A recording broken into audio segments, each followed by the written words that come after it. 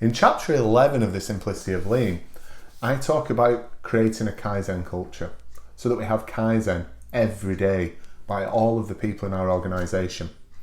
And when we're training and creating this Kaizen culture, one of the first things we have to have in place is that people are running to standard. And as I talked about in earlier chapters, running to standard, following the standardised work is extremely important, with leader standard work in place and commission by to ensure that we're supporting our people in running to standard. Once we're running to standard, we can identify gaps to standard, the problems we want to solve. And I talked earlier in the book about those three types of problems where we're not hitting the target, we're hitting the target but it's inconsistent, we have high variability, or we've created the problem by raising the target above what the current standard can hit. Once we've got that problem identified from one of those three types of problem, we can then problem solve, find the root cause, and then put in place a countermeasure to create the new standard essentially that will deliver the target condition in a consistent way.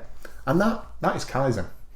I often have the discussion with people about Kaizen, and one of the questions I get is, well, why does Kaizen always have to be about solving a problem? My question really back is, well, why wouldn't it be about solving a problem? Why are we putting effort in if there's not a problem to be solved? And I think where the disconnect is often is this type 3 problem where we've created the problem by raising the standard. I think, in traditional thinking, we just want to improve, we want to get better, so we have a good idea. Whereas the rigor in lean thinking is to actually create a problem that you can problem solve to create that new standard. So that's one of the important differences when we're setting up a Kaizen culture. And I think one last thing to say about Kaizen is that it's very much about being inward looking. It's very much about looking at what can I do to make my process, my way of working better. It's not, again, like a traditional way of thinking where we point at other people and say, you should do this differently, you should improve.